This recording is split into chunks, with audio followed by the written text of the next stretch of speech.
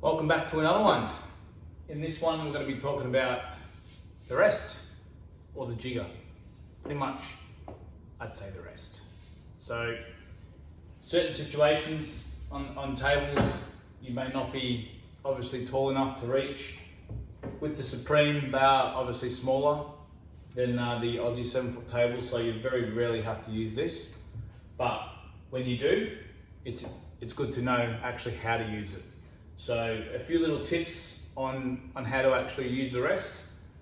First one is, when you're lining up a shot, obviously what we do is we go through our motions, the way we normally would sight the white and the object ball, and then we would move the rest in line as we normally would if we were getting down normally. So if I didn't have the rest here, I'd be lining up the shot like this and then getting down and playing the shot. But with the rest, we sort of do the same thing, but we line up the rest with the shot and then the cue comes over the top. After this, you actually want to move the rest off to the side like that and have it sort of away from the line of sight. That way you can get down on the shot and just feather nicely back and forward. But before you play the shot, it's very important that you actually don't get too close to the white ball. It's like the same thing with your bridge hand. When you get down playing a shot, you don't want to be really close to the white ball. You actually want to be at a nice distance. So same thing here, the rest should be a good 12 to 14 inches away from the white ball. Also, depending on player and height as well, it can be a little bit closer or a little bit further back, but you don't want to be too close because then you can't actually play the shot properly.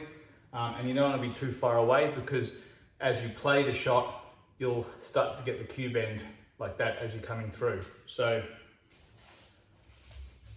come down about 12 inches away roughly, cue over the top, rest off to the side like this. And then as you get down, very, very important that your elbow, when you're playing a shot, we're playing a shot and our elbow is at 90 degrees up here. So when we're down on the shot, we want to move our elbow and our wrist at 45 degrees. We don't want it down here like this. We don't want it up there like that. We actually want it pretty much at the 45 degree angle. So therefore, instead of playing a shot like this, all right, we're actually playing the shot like this. Okay, so that way is the same as that way pretty much. So when I get down on the shot, rest off to the side, elbow nice and level, and then I can actually follow through nice and straight. So same thing again, if I were to play this way, I'll move the white ball a little bit closer because it's just easier on this table. So line up the shot, cue down, rest off to the side like that, and you can see my elbow is not down here, not up here, it's nice and flat. And then you just go through your motions and come through. Same thing, down, off to the side.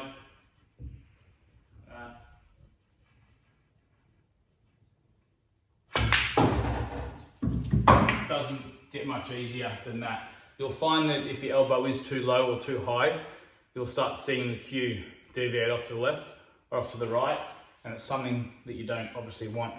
So I'll show a few examples here. So you'll see right here, I get down on the shot.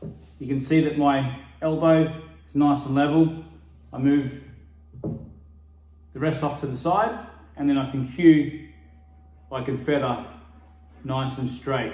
If my elbow's down, you start getting that twist, or the elbow's high, you start getting that twist. That's no good. Elbow needs to be level, and it rectifies it much better.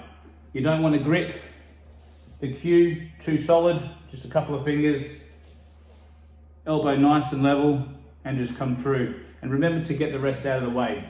You can leave it there if you want, but honestly, just get it out of the way hold it there, get down, and then again you can just see how straight and level that is.